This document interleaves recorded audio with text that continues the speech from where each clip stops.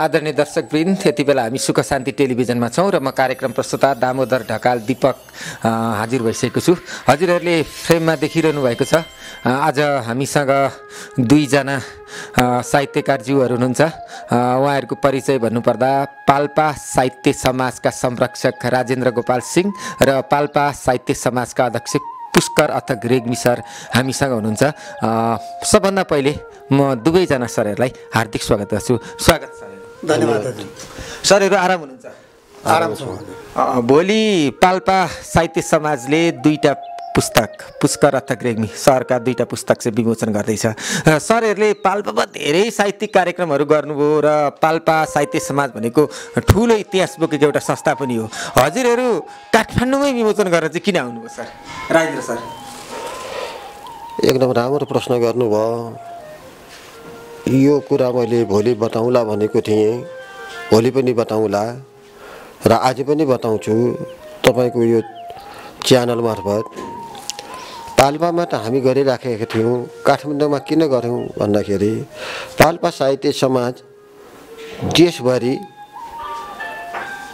सबै साहित्यकार साहित्यिक संस्थाहरूलाई जानकारी होस् अनि काठमाडौँमा रहेका पाल्पाली साहित्यकारहरूलाई पनि जानकारी होस्। पाल्पा साहित्य समाज क्रियाशील छ है, यसले काम गरिराखेको छ है, यो पनि जानकारी होस्। र पाल्पा साहित्य समाज पाल्पामा मात्र होइन, राजधानीमा पनि, मौसलमा मात्र होइन, राजधानीमा अन्यत्र पनि क्रियाशील छ र क्रियाशील हुन चाहन्छ भन्ने सन्देश जाओस् र हाम्रा गतिविधिहरूको सबैलाई जानकारी होस् भन्ने उद्देश्यले हामीले काठमाडौँमा गरेका हौँ। पुष्कर सर, जस्तो तपाईँले अनुरोध बाल गजल सङ्ग्रह गङ्गबु साहित्य समाजबाट 1-1.5 वर्ष अगाडि विमोचन गराउनुभयो। हजुरले त्यो अनुरोध विमोचन गराइसकेपछि अहिले फेरि काठमाडौँमा आउनुभयो। के लोकार्पण गरेर चाहिँ काठमाडौँले हजुरलाई मोहनी लगाएको अथवा केही सर? दामोदर सरलाई फेरि पनि धन्यवाद छ। अब मोहनी लगाएको हो भनेर सोध्नुभयो, साहित्यमा मोहनी लगाएको हो भन्नुपर्छ। हामीहरूले अब पाल्पामा गऱ्यौँ, सक्दो गऱ्यौँ। अघि संरक्षकज्यूले भनिसक्नुभयो कि पाल्पा साहित्य समाजले पाल्पा र त्यस क्षेत्रमा विभिन्न गतिविधिहरू सञ्चालन गरिसकी एउटा राष्ट्रव्यापी रूपमा आफ्ना अभियानहरू साहित्यिक गतिविधिहरू सञ्चालन गर्ने उद्देश्य लिएको छ भनेर। त्यही क्रममा हामी पाल्पा साहित्य समाज पाल्पाली सङ्गम काठमाडौँसँग मिलेर यो कार्यक्रम गर्दैछौँ। यहाँ भोलिको कार्यक्रममा एउटा राष्ट्रिय स्तरमै स्थापित पाल्पा साहित्य समाजको संस्थापक सदस्य महिला हस्ताक्षर शुभ श्रेष्ठ दिज्यूको एउटा सानो जीवनी पुस्तक पनि विमोचन हुँदैछ भने मद्वारा लिखित पाल्पा साहित्य समाजद्वारा प्रकाशित अमर पात्र नाटक सङ्ग्रह विमोचन हुँदैछ। पाल्पाका प्रतापी राजा मणिमुकुन्द सेन, पाल्पाका अन्तिम सेन वंशीय राजा पृथ्वीपाल सेन, पाल्पालाई नेपालमा विलय गराउने सानाकाजी अमरसिंह थापा जो पाल्पा गौडाका प्रथम तैनाथवाला थिए र नेपाल अङ्ग्रेज युद्धमा नेपालले सबै क्षेत्रबाट युद्ध हारेको थियो। पाल्पा क्षेत्रको बुटोल गढीमा भएको युद्धमा कर्णेल उजिर सिंह थापाले अङ्ग्रेजहरूलाई हराएका थिए। यिनै 4 पात्रलाई आधार मानेर नाटक सङ्ग्रह तयार पारिएको छ। त्यो नाटकलाई पाल्पा साहित्य समाजले पाल्पामै पनि विमोचन गर्न सक्थ्यो। ती राष्ट्रिय स्तरमा स्थापित, राष्ट्रिय स्तरमा चिरपरिचित व्यक्तित्वहरूलाई अझ पहिचान गराउनको लागि इतिहासकारहरूले यी पाल्पाबाट राष्ट्रिय योगदान पुर्याएका ती विभूतिहरूलाई पर्याप्त मात्रामा कदर गरे जस्तो लागेको छैन। उजिर सिंह थापालाई त राष्ट्रिय विभूति नै घोषणा गर्नुपर्थ्यो, गरिराखेको पनि छैन। ती विभूतिहरूलाई हामीले काठमाडौँमा कार्यक्रम गरेर अझ राष्ट्रव्यापी बनाउने र अझ अन्तर्राष्ट्रियकरण पनि गर्न सकेको खण्डमा ती ऐतिहासिक पात्रहरूलाई केही न्याय हुन्छ कि भन्ने उद्देश्यले पनि हामी काठमाडौँमा आएका हौँ। र साहित्यिक संस्थाले आफ्ना गतिविधिहरू अब सानोबाट ठुलो गर्दा गर्दै जिल्लाबाट प्रदेश, प्रदेशबाट केन्द्र, केन्द्रबाट राष्ट्र, राष्ट्रबाट अन्तर्राष्ट्रतर्फ लैजाने सोच त अब समाजका पदाधिकारीहरूले राख्नु स्वाभाविकै पनि हो। जस्तो राजेन्द्र सरतिर गएँ म। राजेन्द्र सर, प्रज्ञा प्रतिष्ठान अथवा सरकारी निकायले साहित्यिक कार्यक्रमहरूलाई कहिलेकाहीँ झाँकीसहित प्रस्तुत गरेको छ राजधानीमा, तर पाल्पामा कहिले तपाईँ अध्यक्ष, अहिले त संरक्षक हुनुहुन्छ, पाल्पा साहित्य समाजले त्यो अभ्यास गरिरहेको छ सर। किनभने पाल्पामा भव्य रूपबाट झाँकी विद्यार्थीहरू सहित अथवा धेरै जनसहभागिता बिच चाहिँ तपाईँहरूले विभिन्न कार्यक्रमहरू गरिरहनु भएको छ सर। तपाईँलाई राजधानीमा त त्यस्तो भव्यता महसुस नहुन सक्छ, कतै खल्लो मान्नु हुने त होइन सर भोलिको विमोचन कार्यक्रमलाई हजुरले? तपाईँको शङ्कातिर म गइनँ। तपाईँले शङ्का गर्नु स्वाभाविक छ, किनभने हजुरहरूले त ठुल्ठुलो कार्यक्रम गरिसक्नु भएको छ। अब हामी के भन्दाखेरि हामीमा पनि म खास गरिकन म साहित्यकार भन्दा पनि साहित्य प्रेमी भन्न रुचाउँछु। र एउटा साहित्य संस्थाले गर्ने काम भनेको एउटा अभियान हो, एउटा जागरण हो, एउटा प्रयोग हो। हामीले नयाँ नयाँ प्रयोग गराउनुपर्छ, जागरण बढाउनुपर्छ, अभियानको रूपमा लैजानुपर्छ, रुचिहरू जगाउनुपर्छ। यो हाम्रो मुख्य उद्देश्य हो। अब यो क्रममा कहिलेकाहीँ भने जस्तो होला नहोला त्यो हाम्रो निम्ति गौण कुरा हो। हामीले हाम्रो अभियानलाई, हाम्रो लक्ष्यलाई, हाम्रो उद्देश्यलाई, हाम्रो कामलाई निरन्तर दिइराख्नु त्यो हाम्रो मुख्य उद्देश्य हो। अब यसमा चाहिँ उतार चढाव आइरहेको छ। उतार चढाव आउँदाखेरि यहाँ दुःख लाग्यो, यहाँ सुख लाग्यो भन्ने कुरा होइन। यहाँनिर मिल्यो, यहाँनिर मिलेन, यसरी करेक्सन गरेर जाने हो। व्यक्ति हाम्रो निम्ति गौण कुरा हो, व्यक्ति हाम्रो निम्ति गौण कुरा हो। त्यो योगदान हाम्रो निम्ति चाहिँ प्रमुख कुरा हो। कतिपय व्यक्तिहरू चाहिँ रहरले चाहिँ लेखिएका हुन्छन्, रहरले लेखेका स्वान्त सुखाको हिसाबले लेखिएको साहित्यलाई त्यसरी मूल्याङ्कन खासै गरिएको छैन।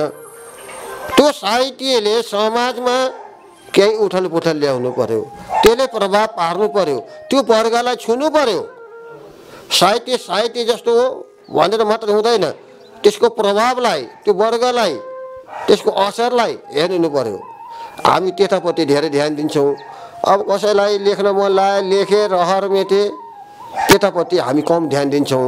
त्यसो हुँदाखेरि प्रतिफल के हुन्छ त्यतापट्टि हामी ध्यान दिँदैनौँ।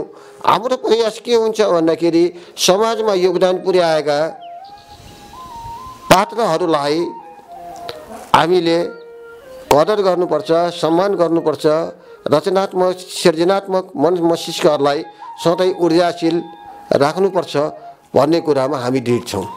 जस्तो नि सर, हजुर त पाल्पा साहित्य समाजको संस्थापक, त्यो संस्था उम्रिँदै गर्दादेखि अहिले झाँगिँदै गर्दासम्म हुनुहुन्छ र जागरण भन्ने हजुरहरूले 25 वर्ष पुगेपछि एउटा मुखपत्र पनि स्मारिका निकालिसक्नु भएको छ होइन। त्यति धेरै योगदान गरिसकेको मान्छेलाई भोलि कतै फिक्का महसुस हुने हो कि होइन, बेकार राजधानी आइछु भन्ने हुने हो कि होइन भनेर चाहिँ मैले प्रश्न गरेँ सर। हुँदैन, सिधा भाषामा भन्दाखेरि हुँदैन। किन हुँदैन भन्दाखेरि जब ठुलो अपेक्षा, ठुलो स्वार्थ, ठुलो लोभ नराखेपछि नि त्यहाँ कुनै पनि किसिमको चाहिँ समस्या भन्ने कुरा आउँदैन। ठुलो अपेक्षा, ठुलो स्वार्थ, ठुलो लोभ राख्नु हुँदैन। कुनै पनि ठाउँमा, कुनै पनि संस्थाले, कुनै पनि व्यक्तिले त्यो नराखेपछि कुनै पनि किसिमको चाहिँ तलमाथि यताउति दायाँ बायाँ भन्ने हुँदैन, आनन्द आउँछ। मैले चाहिँ के सोचेर यो प्रश्न गरेको भने राजधानीका साहित्यकारहरूलाई पनि बोलाएर हजुरहरूले सम्मान गर्नुभएको छ। अनि राजधानीका साहित्यकारले चाहिँ अपेक्षा गरे अनुसार सहभागिता जनाइदिनु भने हजुरलाई खल्लो हुन्छ कि भनेर मन ढुकढुक भएर मैले हजुरलाई प्रश्न गरेको थिएँ। तर हजुर जस्तो भए पनि सन्तुष्ट हुन्छु भन्दाखेरि म खुसी छु सर। भन्नुपर्ने अहिले तपाईँले चाहिँ यो कुरा खुलाउनु भयो। के हुन्छ भन्दाखेरि हरेक कुरा क्रमबद्ध श्रृङ्खलाबद्ध रूपमा जान्छ। कुनै पनि काम एकैचोटि सबै कुरा समेटिने गरी हुँदैन। एउटा अभियान, एउटा उद्देश्य एउटा क्रममा एउटा हुन्छ, अर्को चाहिँ हुँदैन। अब हामी राजधानी आउँदै त सबै कुरा सबै ठाउँबाट एकैचोटि होस् त्यो आशा अपेक्षा गर्नु हाम्रो चाहिँ कमजोरी हुन्छ, त्यो सोच्नु हुँदैन। अहिले हाम्रो के हो भन्दाखेरि पालपाली सङ्गमले धेरै राम्रो कामहरू गर्दै आएको छ। साहित्यलाई पनि अभियानको रूपमा लैजाओस् है, यो हाम्रो खबरदारी हो। अहिले यो कुरामा मात्रै हामी सीमित हुन्छौँ। अनि भोलिका दिनमा फेरि तपाईँहरूसँग सहकार्य गर्ने त्यति बेला फेरि अर्को कुरा उठाउँछौँ। अहिले एउटाको काममा आउने, एउटा उद्देश्यमा आउने, अनि अर्को विषयको बारेमा चाहिँ चिन्ताहरू चाहिँ स्वार्थका कुराहरू गर्ने, त्यो चाहिँ पटक्कै सुहाउने कुरा होइन। त्यतातिर हाम्रो ध्यानै जाँदैन। ठिक छ सर, हजुरलाई एकचोटि हार्दिक कृतज्ञता व्यक्त गर्छु हजुरको यो सदा सहायताको लागि। हजुर भोलि खुसी भएर जानुभयो भने हाम्रो निम्ति पनि सबभन्दा ठुलो कुरो यही हुनेछ। अब म पुष्कर सरतिर लागेँ। सर, तपाईँले लगभग 1.5 दर्जन जति हाराहारीका पुस्तकहरू लेखिसक्नु भएको छ। भोलि 2टा किताब पनि हजुरकै विमोचन हुँदैछन्। यी पुस्तकबाट अघिल्ला पुस्तकको जस्तै सफलता अपेक्षा गर्नु भएको छ अरू अथवा अरू केही? सर, फेरि पनि धन्यवाद सर। मैले 14वटा पुस्तक लेखेँ, भोलि विमोचन हुने 2वटा कृतिसहित। अब यसमा सफल भइयो या असफल भइयो, म लेखेर सफल भएँ या असफल भएँ भन्ने आफूले भन्दा पनि पाठकहरूले होइन, द्रष्टाहरूले अब मेरा कृतिहरूलाई कसरी हेर्छन्, मलाई कसरी हेर्छन्, अनि त्यो कृतिहरूमा प्रस्तुत भएका विचारहरू, भावहरूलाई कसरी हेर्छन्, अनि त्यसबाट अरूहरूले भनिदिने कुरा हो। जहाँसम्म हुन्छ, मैले विद्यार्थी जीवनदेखि नै आफ्ना सृजनाहरू प्रस्तुत गर्दै आएको हुँ र म स्वतःस्फूर्त रूपमा अब फलको आशा नगरी कर्म गर्दै लेख्दै र पुस्तकहरू प्रकाशित गर्दै आइरहेको छु। अब उपन्यास, गजल, कविता, कथा, लघुकथा, अनि अहिले यो बाल साहित्य, ऐतिहासिक नाटक कृति मैले प्रकाशन गरेँ। यसबाट म पूर्ण सन्तुष्ट छु आफ्ना प्रकाशनहरूबाट। अब मूल्याङ्कन गर्ने काम अब द्रष्टाहरूको हो।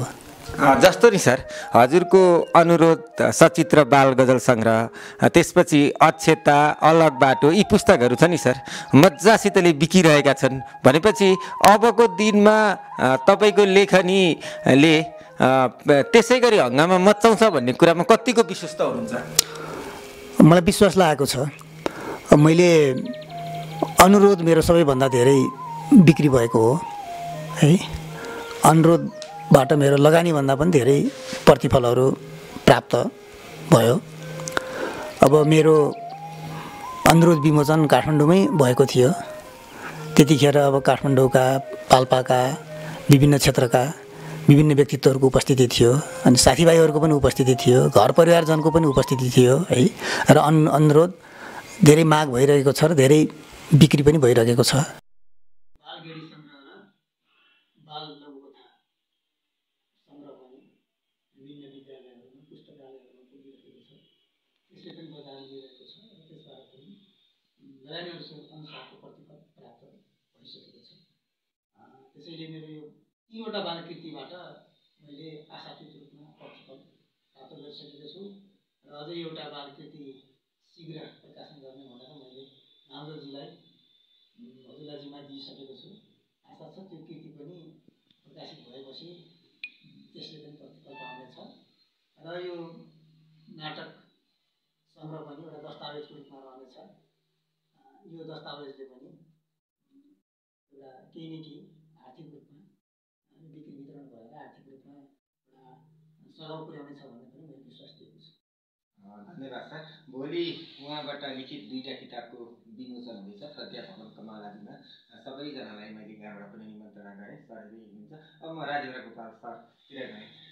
सर, जस्तो तपाईँले साहित्यको, पाल्पाको साहित्यको निम्ति यति धेरै योगदान गर्नुभएको छ, त्यसको म अहिले बयान गर्न सक्दिनँ। तर ती जुन अहिले पुष्कर सर जस्ता साहित्यकारहरू जन्मिनु भएको छ, नयाँ युवा पुस्ताहरू जन्मिनु भएको छ, यो जन्माएर एकत्रित गर्न हजुरलाई पहिलेका सङ्घर्षका दिनमा कतिको सकस पर्यो सर? काम गर्दाखेरि सुख भयो भन्न पनि मिल्छ, सुख भयो भन्न पनि मिल्छ। काम भनेको आफैमा सकस हो। प्रसव बेर्ना सकस हुँदैन, सकस हो। तर त्यसको परिणाम कति सुख दिन्छ। मैले परिणामतिर मात्रै ध्यान दिन्छु र म चाहिँ सकारात्मक सोच राख्छु। आफूले दुःख नगरिकन पढ्दाखेरि पनि कति दुःख हुन्छ नि। अनि पढे अनुसारको परिणाम आउँदाखेरि पास हुँदाखेरि कति खुसी लाग्छ। यही ढङ्गबाट मैले सोच्ने गर्छु। मैले एउटा कर्तव्यको हिसाबले एउटा आफ्नो कर्तव्य हो भन्ने हिसाबले मैले सोच्छु। हरेक कुरामा दुःखै हुन्छ भनेर छोड्ने कुरा हुँदैन। दुःख हुन्छ तर त्यो दुःख आनन्दको हुन्छ, त्यो दुःख मजाको हुन्छ, एउटा खुसीको हुन्छ। त्यसो हुँदाखेरि यसलाई मैले दुःख मान्दिनँ, आफ्नो कर्तव्य हो, कर्तव्यको रूपमा मैले लिने गरेको। जस्तो सर तपाईँ पाल्पाको समग्र साहित्यको अभिभावक भइरहँदा एकदम 100% खुसी हुनुहुन्छ सर कि केही दुःखहरू पनि बाँकी छ? 100% केहीमा पनि हुँदैन। हजुर सर, कुनै पनि कुरामा 100% हुँदैन र मैले चाहिँ 100% खुसी र दुःखीको कुरा गर्दिनँ। कुरा के हो भन्दाखेरि कर्तव्यको कुरा हो। मान्छेले राजनीतिमा लाग्दाखेरि जेल गएका हुन्छन्, मान्छेले राजनीतिमा लाग्दा अङ्गभङ्ग भएका हुन्छन्, मान्छेले राजनीतिमा लाग्दाखेरि पूर्ण रूपमा बेरोजगार होइन कि सडक छाप भएका हुन्छन्। अब यस्तै गरिकन साहित्यमा लाग्दाखेरि पनि मान्छेहरूले दुःख पाएका छन् नि, जेल गएका छन् नि। हरेक ठाउँमा मान्छेहरूले चाहिँ एक किसिमको सजाय काम गर्दाखेरि पाएका छन् नि। तर त्यसले दिने आनन्दको कुरा पनि त छ नि। त्यसो भए सुख र दुःखको कुरा हुँदैन। 100% भन्ने कुरा कहीँ पनि हुँदैन। यसमा जानु पनि हुँदैन, जोड्नु पनि हुँदैन। जब प्रतिफलमा जान्छौँ नि त्यति बेला हामीलाई लोभ आदि पाप आदि विचार आउँछ, यतापट्टि ध्यान हुँदैन। लोभ आदि पाप आदि विचार आयो भने हामीले गरेका कामहरू नि सबै खेर जान्छ। हिसाब मूल्याङ्कन गर्नु हुँदैन। त्यसरी हामीले कर्तव्यको हिसाबले गर्ने हो। 100% खोज्यो भने त्यो लोभ आदि पाप आदिको बाटोतिर जाने हो। म त्यतातिर सोच्ने गरेको छैन। जस्तो सर तपाईँले एउटा बिरुवा रोप्नुभयो र त्यसलाई हुर्काउन बढाउन कर्तव्य पनि गर्नुभयो, त्यो बिरुवा हुर्केकोमा कतिको सन्तुष्ट हुनुहुन्छ एक लाइनमा भनिदिनुपर्छ? सन्तुष्ट त नभनौँ, तर त्यो बिरुवा हुर्किन्छ, त्यसले फल दिन्छ भन्ने कुरामा चाहिँ आशावादी छु। आदरणीय दर्शकवृन्द, पाल्पा साहित्य समाजका संरक्षक राजेन्द्र गोपाल सिंहको कूटनीतिक जवाफ हामीले पाइसकेका छौँ। उहाँ पूर्ण रूपमा सन्तुष्ट भइसक्नु भएको छैन। अझ यसलाई चाहिँ फलाउने, फुलाउने र फस्टाउने काममा अझै कर्तव्य बाँकी छ भनिरहनु भएको छ, जोस बाँकी छ भनिरहनु भएको छ। अब चाहिँ हामी अन्तिममा छौँ। भोलि उहाँहरूको विमोचन कार्यक्रममा सबैजनालाई उपस्थित हुन म मेरो तर्फबाट हार्दिक आग्रह गर्दै अन्तिममा केही छुटेका कुरा भयो भनिदिनुहोस्। सबै कुरा हाम्रो संरक्षकजीले भनिसक्नु भएको छ। सबैजना भोलिको कार्यक्रममा यथासम्भव उपस्थित भइदिनको लागि म अनुरोध गर्दछु। सुख शान्ति ल्याउनको लागि पाल्पा साहित्य समाज र पाल्पाली सङ्गम तर्फबाट हार्दिक धन्यवाद ज्ञापन गर्न चाहन्छु। मलाई सुख शान्ति आउँदै गर्दा तपाईँलाई सुख शान्ति आओस्, तपाईँलाई आउँदै गर्दा सबैलाई सुख शान्ति आओस्। यो सुख शान्ति सधैँभरि छाइरहोस्, यति मात्र भन्न चाहन्छु। धन्यवाद। आदरणीय दर्शकवृन्द, म कार्यक्रम प्रस्तुता दामोदर ढकाल दिपक पनि यो गङ्गबु भैरव बचत तथा ऋण सहकारी संस्थाको कार्यालयबाट आज प्रसारण गरिरहेका थियौँ हामीले। म यस कार्यालयलाई पनि धन्यवाद दिँदै म कार्यक्रम प्रस्तुता दामोदर ढकाल दिपक अतिथिसहित बिदा हुन चाहन्छु। हस्, नमस्कार।